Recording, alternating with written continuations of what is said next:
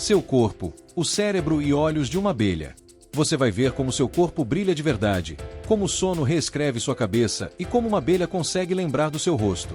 Luz biológica invisível do corpo humano. O corpo humano emite luz própria o tempo todo, uma claridade fraca demais para o olho nu captar, mas real e física. Essa luz nasce de reações químicas normais do metabolismo, quando suas células transformam combustível em energia e acabam liberando pequenos pacotes de fótons. É tão fraca que não compete nem com a luminosidade de um quarto escuro, por isso você nunca vê. Mas câmeras extremamente sensíveis já registraram esse brilho pontual saindo da pele de pessoas acordadas, trabalhando, respirando normal. Esse brilho não aparece igual em todo o corpo. Rosto e peito costumam brilhar mais, porque ali existem glândulas em atividade constante, músculos que nunca desligam e circulação intensa entregando oxigênio para tudo que precisa reagir rápido. Isso significa que seu corpo não só consome energia, ele também devolve energia para o ambiente em forma de luz. A parte curiosa é que essa claridade muda ao longo do dia. Pesquisas observaram que o pico tende a surgir no fim da tarde, quando você já gastou atenção, calor e esforço, e o metabolismo está mais acelerado para fechar o ciclo do dia. De manhã o brilho costuma ser menor, porque o corpo ainda está saindo do ritmo lento da noite. Ou seja, existe um padrão diário, quase como se o corpo tivesse um dimmer interno que abre e fecha. Essa luz também carrega informação sobre estresse. Quando você empurra o corpo além do normal, força músculo, segura raiva, passa horas preso em ansiedade silenciosa, a química interna dispara e libera mais subprodutos reativos. Quanto mais reação inflamando por dentro, maior a liberação desses fótons. Quando você descansa de verdade, come direito, respira fundo e reduz tensão acumulada, a emissão cai. Isso transforma a luz em um tipo de relatório vivo.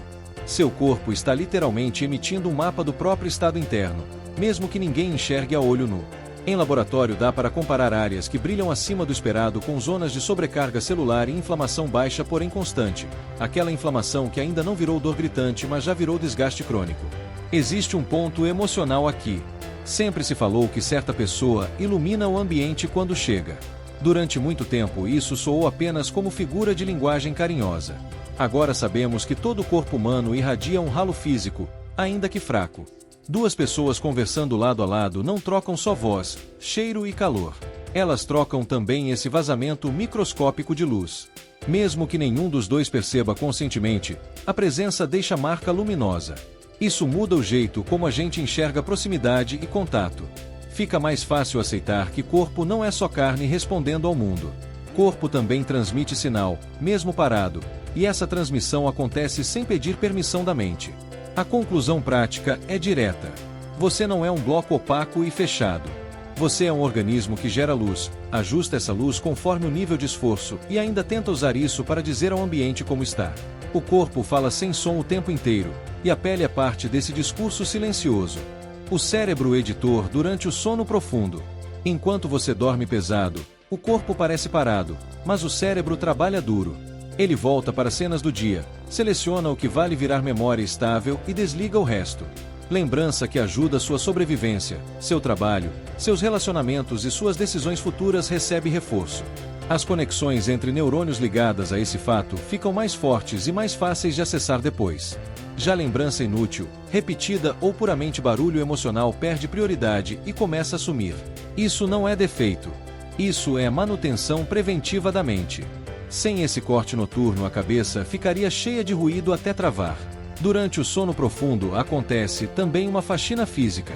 Pensar, segurar impulso, resolver problema e aguentar estresse gera resíduos químicos. Esses resíduos se acumulam entre as células nervosas enquanto você está acordado. Na fase de descanso, profundo canais internos se abrem mais e deixam passar um fluxo maior de líquido que carrega esse lixo embora. O resultado prático aparece no dia seguinte. Você acorda mais claro, mais estável e com menos peso mental grudado no seu humor. Existe ainda uma função emocional desse processo. Situações pesadas costumam voltar quando você apaga a luz. Discussão tensa. Vergonha que ficou latejando. Medo que ninguém viu. O sono tenta reembalar isso para evitar que a lembrança continue crua e cortante. O cérebro reconstrói a cena, reorganiza papéis, muda o enquadramento. Em vez de repetir a dor inteira, ele tenta arquivar o acontecimento como registro histórico e não como ferida aberta. Esse ajuste não apaga o fato. Ele cria distância emocional para que você consiga continuar funcionando no dia seguinte sem cair em colapso. Existe também ganho de habilidade. Quando você aprende um gesto novo no trabalho, uma manobra precisa, uma técnica manual fina, ou mesmo uma sequência de raciocínio que antes parecia impossível, você acha que o treino aconteceu enquanto estava acordado. Na verdade, a lapidação, mesmo acontece dormindo. O cérebro repete o padrão correto em silêncio, como se ensaiasse em câmera lenta até fixar. Por isso tanta gente acorda e de repente faz melhor aquilo que na véspera parecia duro demais. O corpo chama isso de talento natural. Na prática, é consolidação técnica rodada na madrugada. Dormir vira então mais do que descansar. Vira edição. Vira arquivamento inteligente. Vira estabilização emocional. Vira aperfeiçoamento de habilidade. Quem corta horas de sono de forma crônica não está só ficando cansado. Está sabotando o próprio sistema interno de limpeza, compressão e reforço. O custo aparece como irritação fácil, memória falhando na hora crítica, dificuldade de aprender tarefa nova e um tipo de angústia difusa que dá a sensação de estar sempre atrasado e sempre pressionado mesmo quando objetivamente não existe ameaça real naquele minuto. Esse cansaço permanente vira hábito e parece normal, só que não é normal. Ele reduz paciência com quem você ama, derruba a disciplina alimentar, aumenta a propensão a erro bobo que custa caro e enfraquece sua leitura de risco. Uma pessoa privada de sono pensa que está controlando tudo, mas o próprio julgamento dela já está alterado, e isso afeta a direção de carro, conversa importante, investimento, decisão impulsiva que deixa marca depois. A mente surpreendente da abelha urbana. A abelha tem um cérebro menor que uma semente de gergelim, mas age como se carregasse um computador portátil no ar. Ela memoriza rotas, lê padrões visuais do ambiente e consegue diferenciar rostos humanos.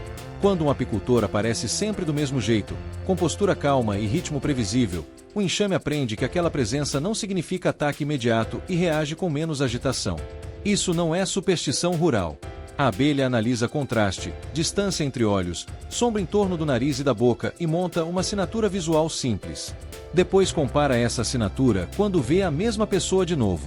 Ou seja, mesmo tendo bem menos neurônios que um mamífero grande, ela consegue registrar e recuperar identidade individual. Essa habilidade funciona junto com outra peça impressionante do comportamento social da colmeia. A abelha não sai voando ao acaso. Ela decola, explora o bairro inteiro, usa telhado, caixa d'água, placa de rua e quina de prédio como referência de navegação e volta para casa com um mapa mental novo. Quando retorna, ela compartilha esse mapa com o grupo por meio de um padrão de movimento que mostra direção, distância aproximada e valor da fonte de alimento. O restante do enxame interpreta esse relatório corporal e decide se vale seguir a rota. Não existe um chefe central comandando tudo. A organização nasce da soma de decisões locais repetidas. Cada abelha contribui com um pedaço da leitura de campo e o conjunto vira plano coletivo. Isso é logística tática em miniatura. No cenário urbano isso fica ainda mais sério. A cidade para nós é trânsito e barulho. Para a abelha é um labirinto cheio de pistas visuais. Reflexo de janela, cheiro de gasolina, vento que muda entre prédios altos, horário em que certa árvore abre flor. Ela registra tudo. Com o tempo escolhe caminhos mais estáveis contra a rajada lateral, aprende a evitar áreas com fumaça densa e encontra quintais que entregam néctar de qualidade em um horário bem específico da tarde. Essa precisão garante alimento e garante polinização. E aqui entra o ponto que toca a vida humana direta. O vai e vem da abelha mantém produção de fruta, hortaliça, tempero e mel que muita gente compra sem pensar de onde veio. Quando a população de abelhas cai em uma região, a oferta de certas culturas desaba e o preço sobe. Isso já ocorreu em áreas agrícolas que dependiam demais de poucas espécies polinizadoras. A consequência não é só ecológica e bonita. A consequência bate na mesa da cozinha. Existe também um aspecto emocional nessa convivência forçada entre gente e abelha. Muita pessoa reage com medo na hora. O medo faz sentido, ferroada dói e pode causar problema sério em quem é sensível. Mas quando o contato acontece de um jeito calmo e repetido, a relação muda. O inseto começa a interpretar aquela figura humana constante como parte do território e reduz a resposta agressiva. Aos poucos surge um tipo de trégua. A abelha segue trabalhando, a pessoa segue coletando mel ou apenas dividindo o mesmo quintal e ninguém precisa entrar em guerra. Fica evidente que inteligência não depende de tamanho absoluto de cérebro. Depende de como cada circuito é usado. A abelha prova isso todo dia quando lembra um rosto humano específico, navega por uma cidade barulhenta, negocia com o grupo e ainda sustenta a comida que chega no nosso prato.